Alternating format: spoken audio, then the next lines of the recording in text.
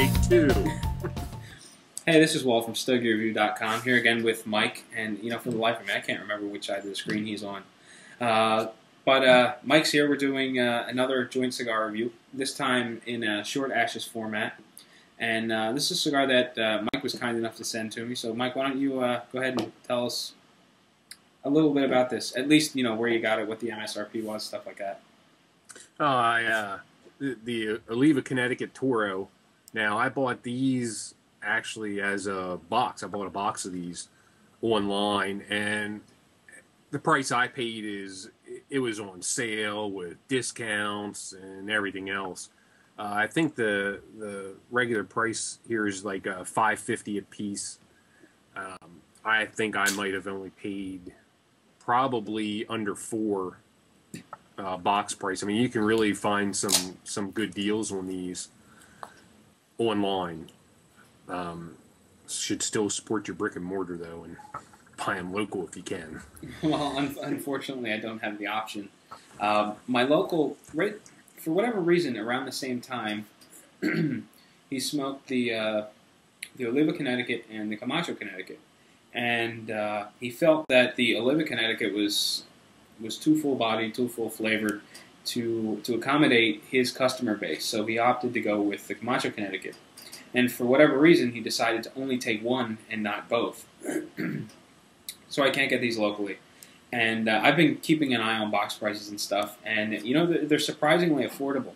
If I were to buy a box, it's probably going to be the Robusto size because it's typically what I smoke. And I think those run, between like $70 and $72. And depending on where you buy them from, you can get them with free shipping, or you can get them at a discount, 5-10% plus, you pay for shipping and whatnot. So in the end, it seems as though there are a variety of places that carry them for that, $70 to $75 for the Robusto. And then it's just a matter of paying for shipping. By the time it's all said and done, you're looking at about $80 a box, after shipping, of course. And I don't know, for that price, I think these are a good cigar for the money. But, again, we have yet to light it up and smoke it. Yeah, I agree too. Now, I'm the exact opposite of you. Actually, I can actually find these local, but I can't get the Camacho, Connecticut's local. No store around me has them. So there we go. Yeah, I there's another shop that I was going to before, and they opted not to bring in another line. Similar situation. They had their own house blend Connecticut, and they were looking at potentially the Pinar del Rio Classico Connecticut, and they opted to only take the one. In that case, they didn't want competition amongst their house blend because the flavor profile was similar. So they just they left one brand out in the cold and then kept the house blend. In this situation, I guess he's just. I don't know, I guess my local just feels more comfortable selling the Camacho stuff because it moves. And I'm stuck getting these online if and whenever I get them. Every once in a while I'll order a 5-pack and whatnot. But yeah, unfortunately it's the one Oliva that I really can't get locally.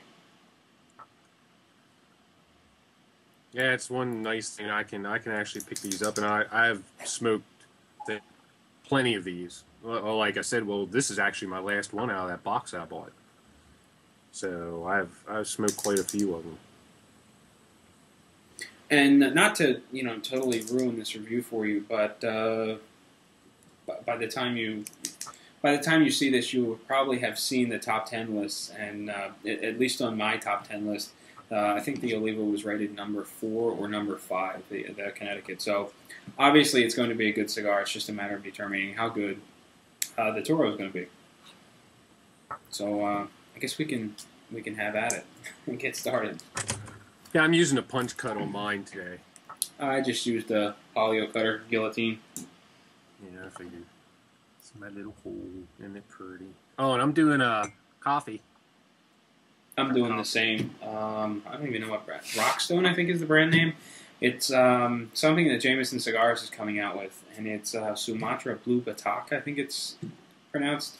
So far, it's pretty good. It's nice and rich and stuff. So hopefully, it doesn't wash out the cigar. I don't really think it will, but it'll be interesting.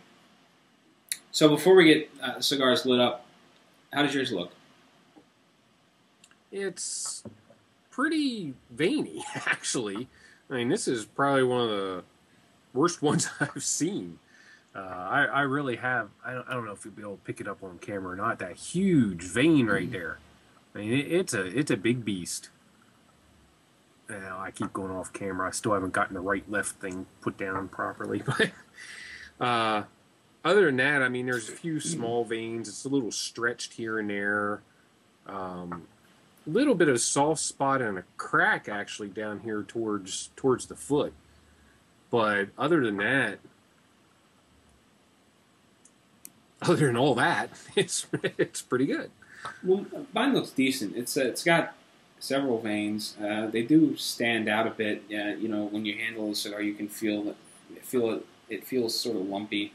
The color is a little dark. It's got a real slight sort of greenish tint to it.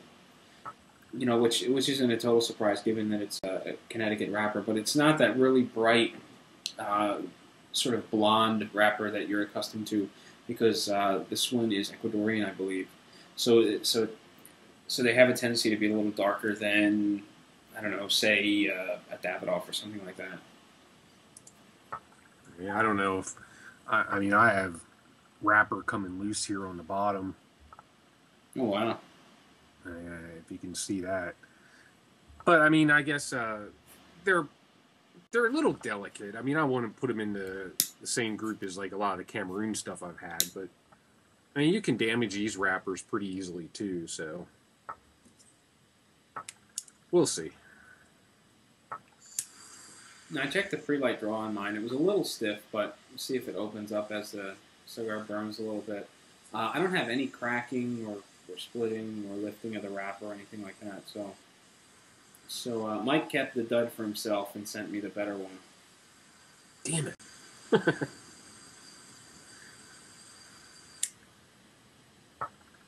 Yeah, I got smoke pouring out all over that thing like that.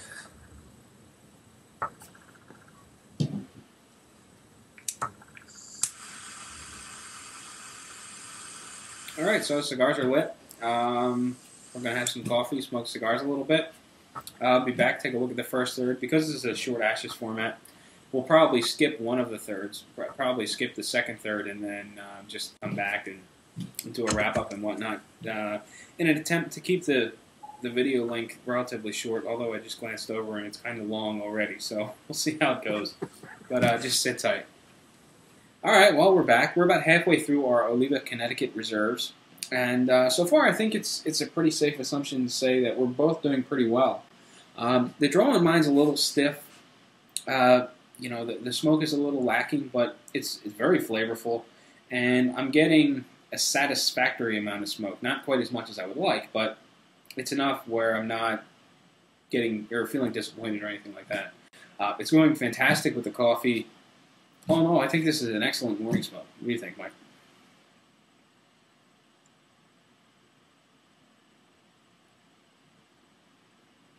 What do you think, Mike?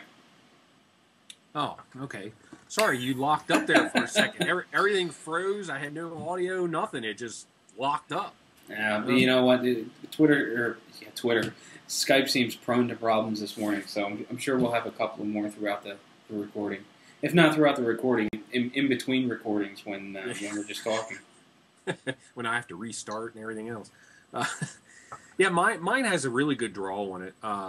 Like I said, now I used a punch, and I'm getting a real good volume of smoke out of it. It burnt through that problem at the beginning when the wrapper was lifting. It burnt through that. The wrapper hasn't lifted since. I mean, the flavor, it's a mild cigar. It's nothing that's going to blow your socks off or anything else, but I think it really pairs well with coffee in the morning. It brings out some nice sweet flavors for me in the cigar itself. I don't know. Do you get that, Walt, with yours? Well, I think I would call this a mild to medium bodied cigar, but I think it's a full flavored cigar. It's got a nice creamy texture to it. I'm getting like a nutty flavor out of it that seems most apparent. and just a nice, rich, natural tobacco flavor. I mean, I'm not getting a ton. I guess I'm not really focusing completely on the cigar. We're having a conversation back and forth, so I'm not concentrating on the stick as much as I should be. But the nutty flavor is very apparent. It's got a nice, natural tobacco flavor. It's nice and rich. Yeah, the finish is creamy. The body is mild enough to make it really easy to smoke in the morning. But at the same time, you could smoke the cigar later in the evening or later in the afternoon because of how full-flavored it is without there being any problem. If you remember, I mean, this is kind of a dig on another cigar, but if you remember back when we did the cane event at in Lancaster for Old World Cigars, I smoked the cane first, and then I lit up the Connecticut, and I remember mentioning to you and Paul and my dad that I thought the Connecticut was more flavorful than the cane that I smoked. But I don't know. I just find these things delicious and very flavorful. Yeah, they are. It's even for me being a mild to medium smoker. I mean, this is one I grab almost every morning to smoke. Like I said, I've burnt through a box of them already, and more before this. Before I even ordered this box. So it's a cigar I would definitely recommend for people to at least give a try. Now I know we always get the Camacho Connecticut better, Oliva Connecticut better. I think they both have their place. I think the Camacho has more pepper than what this Oliva does. The Oliva has more of, like you said, like the nutty flavor. I get that little bit of sweetness out of it when I'm drinking it with my coffee. I don't think it would hold up to a really full meal. I think you would lose some of the flavor out of it. But yeah, definitely when we were at the cane event, I said so too. I just the cane wasn't very flavorful in my opinion. It was just power. Where this one has, the flavor and the nice subtle tones to it. I don't know how much Oliva stuff you've smoked. I think I've smoked practically all of it, minus the cane F, and I haven't had a ton of the Nub Maduro, but I think it's really close. I think the Master Blend is better than this, and if I'm going to rank a cigar second, I think it's very close between the Oliva Connecticut and the Serie V in its entirety. I like the Maduro. I like the Liga Especial, but I think it's really close between the Connecticut and the V line as and my number 2 Oliva product. Yeah, you sent me that Serie V from Maduro 2008, and that was a wonderful cigar. I do smoke some of the Serie V every now and then. It's more full bodied, and for me, I just don't grab them all that often. I do like. See, now for this, I would compare it more to like the Nub Connecticut, Nub Cameroon, where it's a cigar I would pick up in the morning and smoke. It's a lighter body to it with more of the flavor that you'd like to get, and it just perks you up. Yeah, it's actually an interesting comparison that you mentioned, the Nub Connecticut. I had a box of the Nub Connecticut. I also had a box of the Oliva Connecticut. And for a while, I was going back and forth, and I ended up blowing through both of those boxes, and I never really did get into anything else during that time frame where I was smoking a lot of morning cigars, because I find them both very satisfying, especially in the morning with coffee. I mean, they're just really enjoyable. Yeah, same here. I can't remember. I might have gone through 2 boxes of the Nub Connecticut within probably the last 4 months. And I enjoyed them in the morning also. Now, I like the Cameroon wrapper also. You get a little more sweetness out of that wrapper, I think. But I enjoy those also in the Nub line. But with this Oliva, the Oliva Connecticut, I've had a few different sizes. My favorite size is still the Toro. I think you like the Robusto more than anything else. But I've never had like the Serie V Lancero or anything, so I don't know how those are. And I don't think the Connecticut, I don't believe, is made in a Lancero size. No, I think the smallest is a Panatella. Yeah, I think it's like a 44 by 6. which is good, but I just find the Robusto better. Each to their own taste. That's why you have to try it yourself out there, people. See? And as far as the V goes, I think they're all good, but the Lancero I think is the best of the bunch in that one, since we're talking sizes. Yeah, now I'm going to have to try to find that and try it. Well, I think that's enough banner, unless you got anything else to add. No, it's just it's going good. I mean, it's just really going well. All right, so we're going to take another break. We'll be back. We'll wrap up the Oliva. Wow, this morning has been really fun trying to talk. But we'll be back. We'll take the final look at the Oliva Connecticut Reserve and give you a final impression of it and let you be on your way. All right, well, we're back, and it's about time to wrap up our Oliva Connecticut Reserve. I've got a little bit left. It's burning fantastic. Nice straight burn line. It's relatively thin. The ash is fairly light. It's nice and compacted. I'm not getting any kind of mess going on. I did have to relight it twice. I guess I just left it sitting in the ashtray a little bit too long. The smoke volume is still a little lacking. I would like more of it, but it does a nice job of coating the palate. It's got a nice creamy texture to it. Flavors are nice.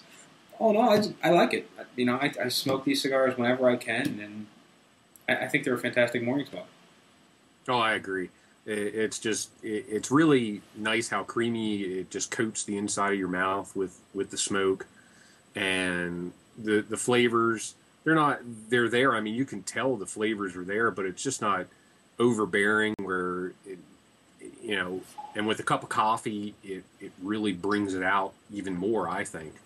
I smoke these also, I mean, whenever I can. Like I said, this is my last one out of that box I bought, so I'm gonna have to look for more and get permission from the boss to get some. Yeah, I really wish I could get these locally because I don't do a lot of ordering online. And if I could get them locally, I think I would pick them up fairly frequently. Now, if I get out to a shop that carries them, I'll grab 6 or 8 of them, and then I'll smoke them over the course of a couple of weeks. But really, that's the only way I get them anymore. Or if you send me one. Or someone else is kind enough to send me one. Or if I bump into the Oliva rep, he knows that I like him, and he's kind enough to give me 1 or 2, while we sit down and talk. So it's not like they're a completely scarce cigar in my rotation, but I definitely wish I could see more of them. But I do what I can. Yeah, I can find them here and there locally. A lot of times the sizes are limited on what you can find, and the best place is over there in Lancaster, where we went over the Old World Tobacco or Old World cigars over there, and I believe they carry I'm not sure, I don't think they have that Pantella, but they have the other sizes, I believe. Yeah, I think I bought a Robusto when I was over there. Yeah, I pick them up over there anytime I'm in. I grab a couple to put in with whatever else I'm getting. Like I said, for box purchase, I got these online, and it was just a lot easier for me. Just instead of driving 45 minutes, to try to get them at the shop, I just ordered them online. It's a shame. And one of the really nice things about this cigar is it's affordable. I mean, I'm sure with the annual price hike that Oliva has this year, they're going to go up a little bit, but even so, even going up to 1, 2, or 3% or whatever it was that they increased a lot of the line, I still think they're an affordable cigar, especially if you can get a box for $80 online. It's just a really good cigar at a really good price. Oh, they are, and I guess we've been smoking about hour 45, somewhere around there. I think. Yeah, I think we got started about 9:30. It's 10 after 11 now, so yeah. It's been going on it's been going strong. And I mean, we're down. We're down, getting close to the nub, but it's holding its flavor. It's not getting harsh. It's just a very good smoking cigar. I don't know what else to say. There you go. There you have it. There's nothing else to say. It's just a really solid cigar. And I still think it's worthy of that number 4 spot that I gave it on the top cigars of the year list that I made, the top 10. So highly recommend it if you can get a hold of one locally. I definitely recommend picking them up. As long as you like Connecticut shade wrapped cigars that have full flavor and mild to medium body. Oh yeah, definitely. And I would even put it on, for me, it would be a box purchase. I've already done it. And I definitely will be doing it again. They're just that nice. Yeah, the one box that I did get back around the time they came out, I went through that in no time at all. It was amazing how fast I went through that box of cigars. Well, I know I keep grabbing when they were in my humidor. I kept grabbing for one, and oh no, let me put that back and grab something else so I could kind of savor them for a while. Well, that's one of the nicer things about the modest price point is that they can be a cigar that's in the rotation a lot, and you won't feel bad if you got to go out and buy another handful because you're not spending an arm and a leg to get a hold of them.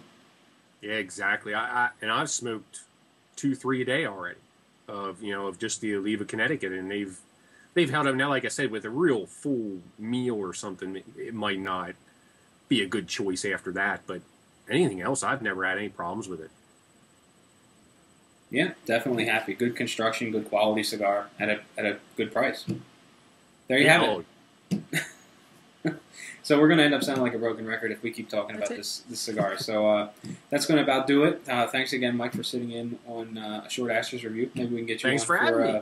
A couple more, and then maybe we can even get you out to venture on your own and do a couple of solo reviews, see how you do. Ooh, virgin territory.